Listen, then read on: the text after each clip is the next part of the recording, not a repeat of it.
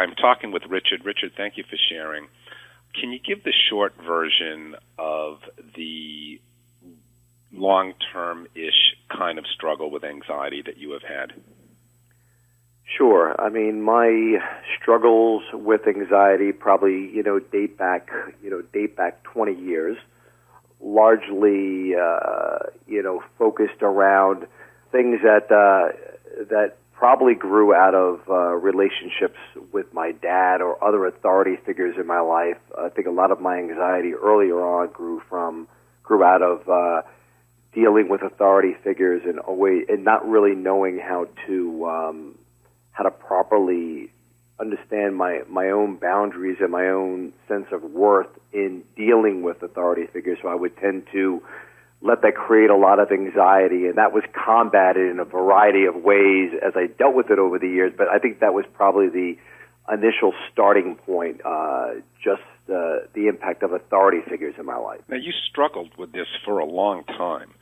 How did this impact you in terms of your mood, your feelings of well-being, self-esteem, other aspects of your life?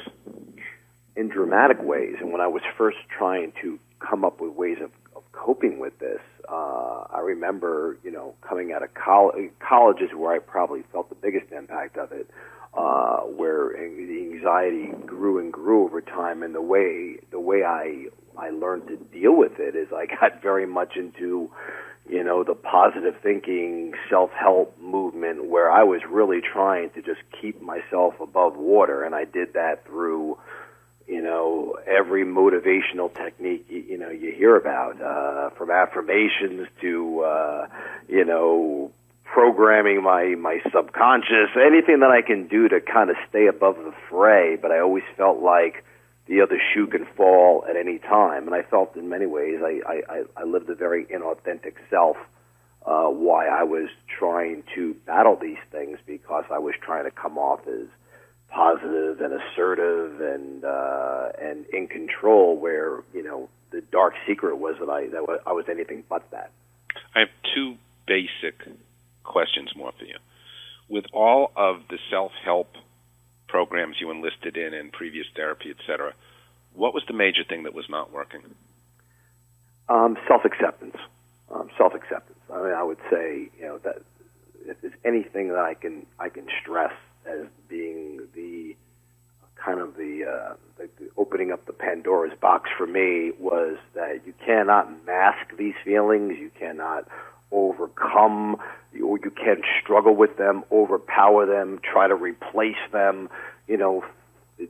Dealing with negative thoughts, and what you got into, which was the nurturing of oneself, to me, has to come through self-acceptance. And a lot of these programs, although they talk about it in a cursory way, I never really understood what that. It took a long time for me to really get self-acceptance, and that you can't begin to change anything until you accept that it's a part of you, the good, bad, and the ugly. One day you came into my office and you brought the ego graph with you, mm-hmm. and you had taken all kinds of detailed notes on it. I was really, really impressed. You gave it a lot of thought. And that's when you really opened up the door to the concept of nurturing, self-nurturing. That is the primary thing from this interview that I would like to get across to the audience. Mm-hmm. How did you and how do you understand that concept?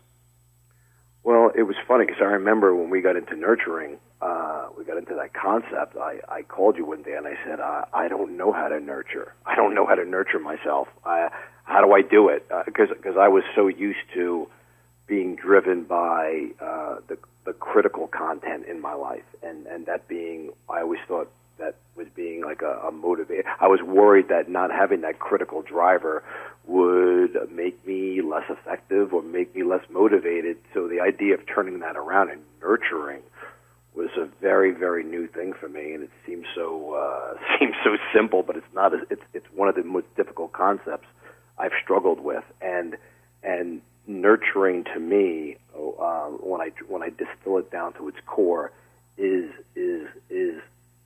that self acceptance. And when I say self acceptance,